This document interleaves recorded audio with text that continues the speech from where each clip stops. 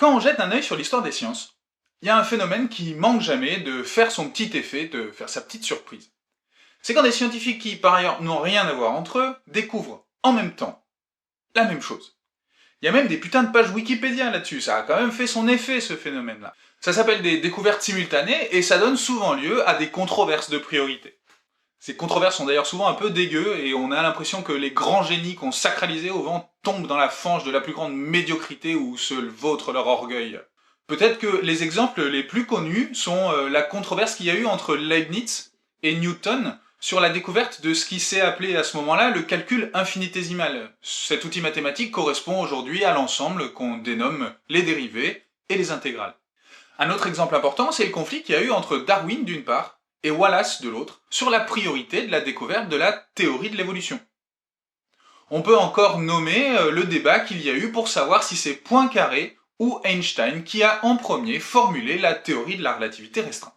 Ce qui paraît vraiment bizarre dans ces découvertes simultanées, c'est leur coïncidence. Comment des types qui ne parlent pas la même langue, ne se sont jamais parlé, n'habitent pas dans le même pays, trouvent le même truc en même temps? C'est quand même chier quoi. Dans la dernière vidéo, on a parlé de la notion de science normale que construit Kuhn dans la structure des révolutions scientifiques. Même si ces scientifiques qui font la même découverte en même temps n'ont pas auparavant interagi directement, c'est parce qu'ils partagent une même culture scientifique, c'est-à-dire un ensemble de problèmes typiques, des instruments typiques pour les résoudre, des solutions standards à apporter à ces problèmes, c'est-à-dire un paradigme qui sont capables d'en venir aux mêmes conclusions. De sorte que, même si ces scientifiques ne communiquent pas directement, on peut dire qu'ils le font indirectement en partageant une éducation à des principes communs qui proviennent du paradigme scientifique auquel ils appartiennent. Cette notion de paradigme, elle a donné lieu à un reproche qui a souvent été fait à Kuhn, qui consiste à dire que sa philosophie, elle ne rend pas honneur à la rationalité scientifique. Et c'est de ça que je veux vous parler aujourd'hui dans un premier temps, avant d'aller voir concrètement comment, avec la philosophie de Kuhn, on peut répondre à cette accusation d'irrationalisme. On peut poser le problème de la manière suivante. Si en effet les scientifiques trouvent des solutions aux problèmes qui se présentent à eux simplement parce qu'ils partagent un même paradigme, est-ce que ça véhicule pas une sorte de vision conservatrice, conformiste de l'activité scientifique? La science, plutôt que d'être une tentative de se conformer à un paradigme, est-ce que c'est pas la discipline du doute et de l'esprit critique? Autrement dit, si la science est une activité de conformisme par rapport à un paradigme qui préexiste, est-ce qu'elle ressemble pas plutôt à une église qu'à ce qu'on appelle d'habitude la science? Faut-il dire, comme le fait Michael Herzfeld dans son livre Introduction à la philosophie des sciences, qui par ailleurs est un excellent livre, très utile et très clair, que Kuhn fait du scientifique quelqu'un qui manque d'esprit critique? Le point très important ici, c'est qu'en utilisant la notion de paradigme, Kuhn semble s'approcher très très fort de positions qu'on appelle relativistes. Et dans les discussions courantes sur la science, quand on se fait traiter de relativiste, c'est quasiment une insulte. Ça veut dire en gros qu'on manque de rationalité, qu'on n'est pas bien capable de distinguer le vrai du faux, parce qu'en fait, on rapporte la connaissance à ses conditions de découverte. On n'est donc pas capable d'en voir l'universalité, le fait qu'elle doit être valide pour tous. Le relativiste confondrait alors la connaissance, qui doit être valable partout, et pour tous, et la croyance qui n'a de validité que par rapport à un certain point de vue qui préexiste. Autrement dit, se faire taxer de relativiste, ça veut dire ne pas être capable de rendre compte de l'activité scientifique, parce que par définition, elle produit de la connaissance. Remarquons dans un premier temps que Kuhn a écrit des textes qui semblent donner du matériau à ce type de position. Il a par exemple écrit, en 1963, un article qui avait pour titre « La fonction du dogme dans la recherche scientifique ». Ici, la notion sur laquelle il faut insister, c'est la notion de dogme, parce que c'est une notion qui fait immédiatement référence à celle de foi religieuse. Et donc, le titre semble directement suggérer qu'il y a quelque chose d'identique dans la foi religieuse et dans l'activité scientifique. Le cœur du problème est là. On voit en tout cas clairement que le titre contient une provocation. Bon, le truc c'est que on râle souvent sur Kuhn, faut le dire, parce qu'on s'arrête au titre. Et la provocation qui est dans le titre de Kuhn, en utilisant la notion de dogme, elle vise certaines conceptions trop idéalisantes de la science qui avaient cours à l'époque, et dont je me permets de remarquer qu'elles n'ont pas fini d'avoir cours aujourd'hui. Dans cet article, la notion de dogme, elle n'a pas le sens d'un credo religieux que toute une communauté admettrait sans aucun argument. Lisons d'ailleurs ce qu'en dit Kuhn dans la conclusion de l'article. Bien que la recherche fructueuse exige une adhésion profonde au statu quo, l'innovation reste au cœur de l'entreprise scientifique. Les scientifiques sont entraînés à la résolution d'énigmes à partir de règles établies, mais ils apprennent aussi à se considérer comme des explorateurs et des inventeurs qui ne connaissent pas d'autres règles que celles de la nature elle-même. Le résultat est une tension acquise, en partie par l'individu et en partie par la communauté, entre la compétence professionnelle d'un côté et l'idéologie professionnelle de l'autre. Là, on voit bien dans ce texte que Kuhn incite sur le fait que la façon spécialement scientifique de respecter un dogme, c'est une façon qui est critique. Autrement dit, le scientifique s'inscrit dans un paradigme de façon à obtenir une compétence professionnelle, mais qui n'exclut pas du tout qu'il en formule une critique. On peut dire en effet que si le scientifique n'admettait aucun dogme, au sens où il souscrit à des connaissances qu'il considère comme fermement établies, la science elle pourrait pas progresser. Le paradigme, ce dogme, c'est ce qui unifie l'activité des différents scientifiques, et sans lui, ils ne pourraient pas travailler dans la même direction. D'autre part, il est remarquable que l'activité normale de la science n'est pas sans controverse. Par exemple, pour rester dans le fil conducteur de théorie de l'électromagnétisme qui guide cette série de vidéos, quand Ampère se demande, dans le contexte du paradigme de la mécanique de Newton, quel nouveau outil mathématique faut-il inventer pour rendre compte des phénomènes électromagnétiques? Quand, par exemple, Biot pose la question de savoir quels types d'instruments sont les plus appropriés pour tester les hypothèses qu'il a formulées. Quand un scientifique, en général, se pose la question de savoir quels sont les phénomènes les plus importants, quels phénomènes choisir pour étudier la théorie, ce ne sont pas là des questions qui manquent d'esprit critique, bien au contraire, ce sont des illustrations. On peut donc pas dire que Kuhn nie la rationalité scientifique. Ça serait mal comprendre ses thèses. Il faut plutôt dire, et c'est un point vraiment fondamental, qu'il la situe dans une histoire. Ce que soutient Kuhn, c'est que la rationalité n'est pas une puissance hors sol, mais qu'elle existe toujours dans un contexte qui la conditionne et la détermine. Attends, mais du coup, est-ce qu'on ne trouve pas ici un problème exactement symétrique au premier? Tout à l'heure, on avait dit que le paradigme a un effet conformisant qui empêche l'esprit critique. Et si maintenant on met en valeur l'activité critique des scientifiques, est-ce qu'on n'est pas en train de dire qu'en fin de compte, le paradigme n'existe pas vraiment? Si chaque scientifique remet à sa sauce, remodifie le paradigme, est-ce qu'il y a véritablement quelque chose de commun entre tous les scientifiques qui permet d'unifier leur activité? Le paradigme, au fond, est-ce qu'il existe? Ce qu'il faut retenir de ce double problème, c'est que l'activité scientifique, elle est au cœur de ce que Kuhn appelle une tension essentielle. Entre d'une part la nécessaire appartenance à une tradition pour le progrès scientifique, et d'autre part la nécessaire activité critique pour les découvertes. Ce que nous avons à faire, c'est donc à identifier concrètement comment le paradigme s'exerce sur l'activité scientifique. Comment le paradigme conditionne-t-il la recherche? Un point saillant de la réponse de Kuhn à cette question concerne la découverte de phénomènes nouveaux, l'observation de choses qu'on n'avait pas encore observées à l'intérieur d'une tradition scientifique. Pour le comprendre, il faut remarquer qu'on a tendance à considérer l'observation comme quelque chose de neutre, comme une faculté réceptrice. Quand j'observe une chose, j'observe cette chose et elle se donne à moi telle qu'elle est. Il n'y a pas de séparation, de démon qui viendrait s'insérer entre la chose et l'image que j'ai de la chose. Quand je regarde une carte à jouer, par exemple, je vois cette carte à jouer. Si je vois un as de pique, c'est un as de pique, point barre, je l'observe comme il est, et il n'y a rien à en dire. Pourtant, on a de bonnes raisons d'appeler cette conception de l'observation la conception naïve de l'observation. Retenons certaines des critiques qui lui ont été faites. Toutes ces critiques reposent sur l'idée que quand j'observe quelque chose, en fait, je ne suis pas simplement dans une sorte de passivité réceptive.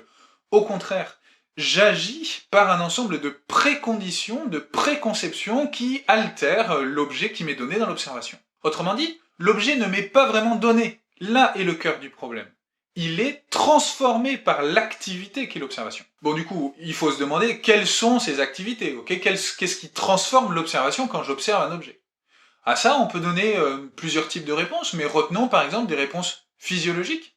Je ne sais pas si vous savez, au fond de l'œil, il y a les terminaisons du nerf optique qui permettent de recevoir l'information des cellules visuelles. Ça crée donc un trou dans le champ visuel, trou qu'on ne voit jamais, mais qu'avec certaines expériences, vous pouvez facilement arriver à reconnaître. Mais ces préconceptions qui influencent l'observation peuvent aussi être d'ordre cognitif. C'est le cas par exemple quand j'arrive à lire un mot alors que les lettres sont mises dans un ordre qui n'est pas l'ordre habituel du mot. J'arrive à reconstituer le mot par un effort cognitif sans même en avoir conscience. On peut aussi imaginer que ces préconceptions qui influencent l'observation sont sociales, comme par exemple lorsque j'apprends à nommer un objet en fonction de conditions standards d'observation. Par exemple, quand j'apprends qu'il faut dire une cravate qu'elle est verte, non pas sous une lumière modifiée, tamisée et filtrée, mais dans les conditions d'ensoleillement normal. Il est donc un peu naïf de considérer que l'observation est simplement un donné du monde à notre perception, parce que notre perception agit sur le monde et en transforme le contenu. Par conséquent, l'idée selon laquelle l'observation c'est simplement une réception du monde qui se donnerait à nous, on peut considérer qu'elle est plutôt mythologique, et parler de cette thèse naïve concernant l'observation, comme l'ont fait pas mal de philosophes, comme d'un mythe du donné. Et la thèse de Kuhn, elle prend exactement naissance dans ce contexte-là. Sa thèse, c'est que le paradigme fonctionne comme une de ses préconceptions. Dans La structure des révolutions scientifiques, il soutient notamment cette thèse en faisant appel à une expérience de psychologie cognitive qui est assez rigolote et qu'on va faire ensemble, qui a d'abord été proposée en 1949 par deux scientifiques, Brunner et Postman. Faisons-la donc ensemble.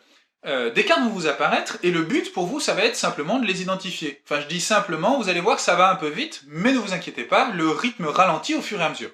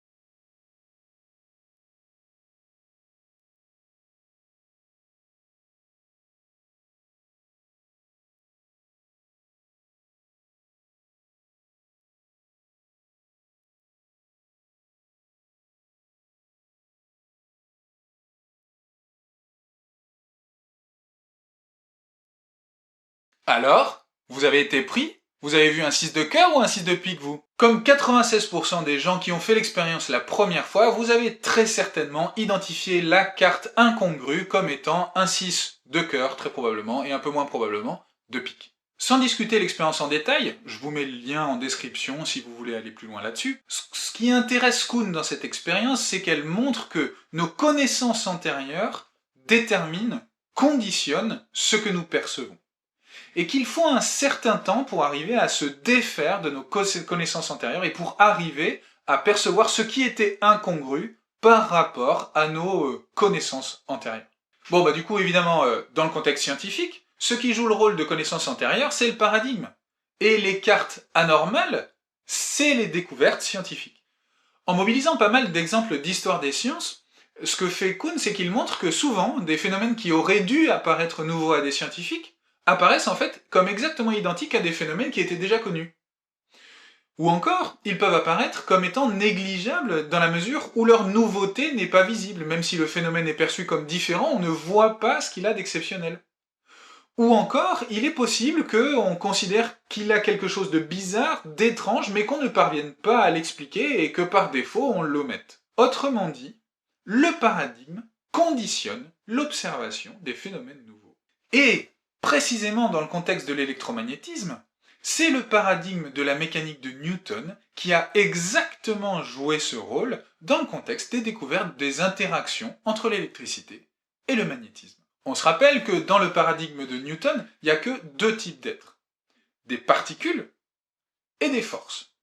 Les particules se caractérisent parce qu'elles ont un volume et une masse, et les forces parce qu'elles sont capables d'altérer la vitesse de ces particules. C'est tout. Dans ce contexte, ce qui a d'abord permis de comprendre les phénomènes électriques et électromagnétiques, c'est la notion d'attraction à distance.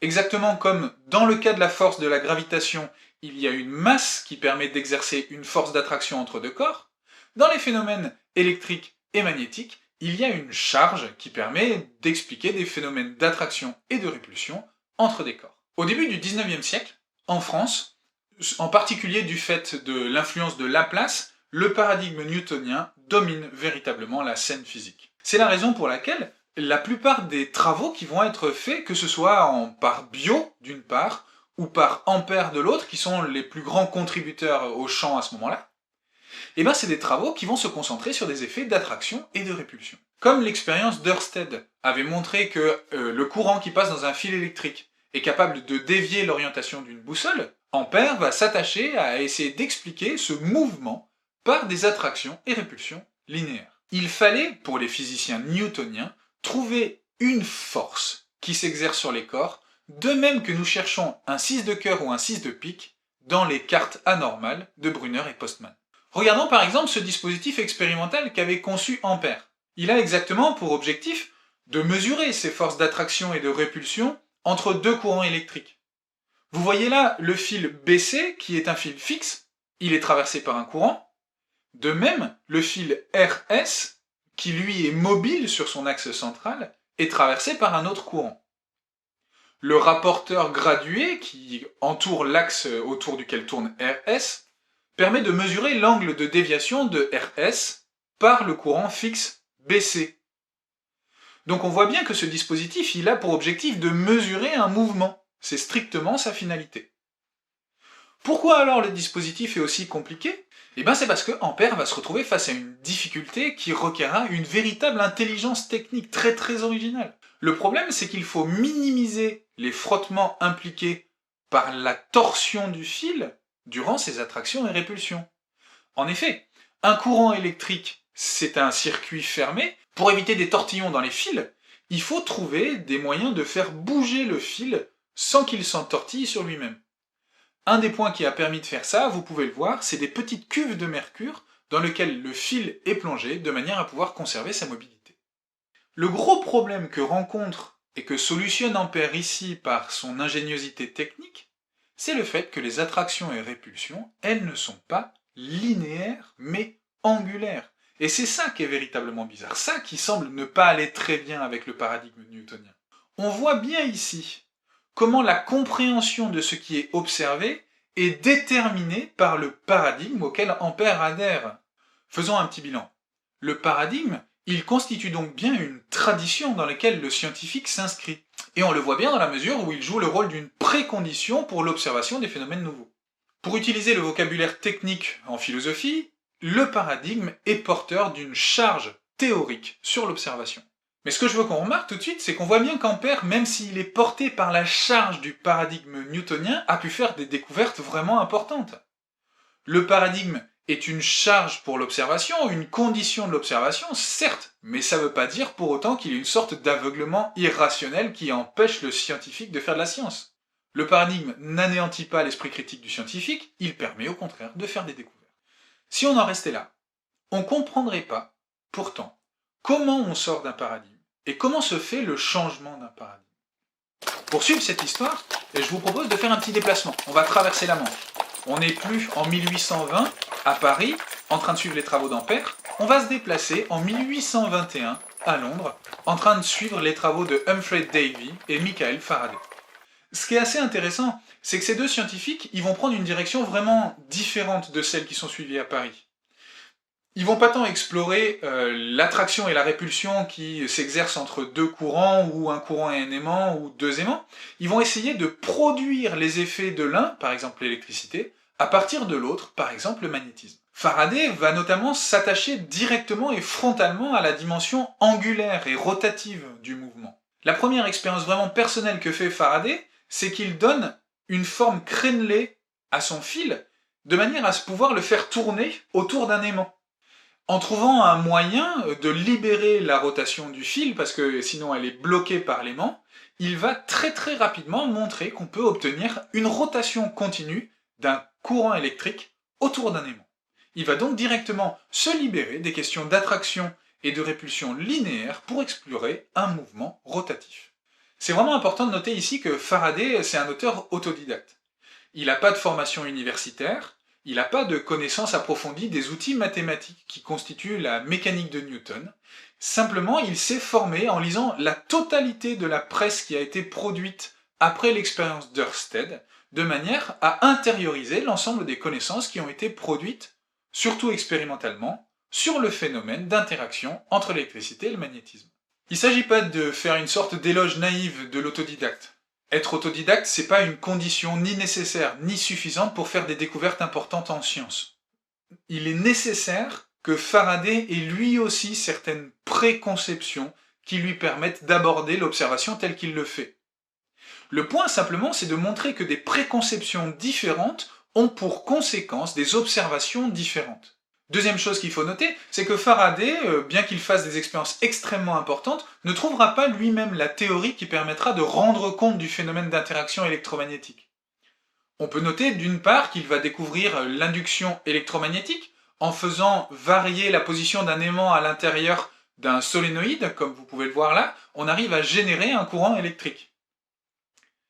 D'autre part, il va inventer l'ancêtre de la dynamo, un courant continu, c'est-à-dire qu'en faisant tourner de manière continue un métal conducteur entre deux aimants, on peut, pareil, générer un courant électrique. De sorte que si Faraday trouve véritablement des expériences qui mettent en avant, mettent en valeur des phénomènes nouveaux, c'est pas pour autant qu'il en trouvera la théorie.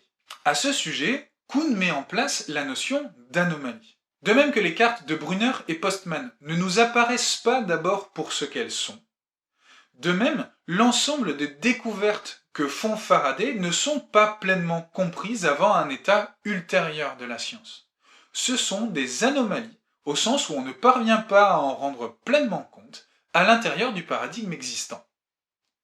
Il y a donc un moment dans l'activité scientifique qui constitue la vie d'un paradigme où on est en marge de la science normale. Des découvertes sont faites qui sont mal intégrées par le paradigme et qui résistent à l'interprétation. Ce moment de prolifération des anomalies va constituer ce que Kuhn appelle un moment de crise scientifique. Or, il me semble que les suites de l'expérience d'Ørsted, et Kuhn prend des exemples qui sont issus de ce moment historique aussi, est exactement un exemple de crise d'un paradigme, et le paradigme en question, c'est le paradigme newtonien. Il faudra attendre les travaux théoriques de Maxwell vers 1870 pour avoir une théorie satisfaisante de l'interaction électromagnétique. Mais pour en savoir plus sur ce qui se dessine à ce moment-là, une crise scientifique qui va peut-être conduire à une révolution scientifique, il faudra que vous me suiviez dans la prochaine vidéo.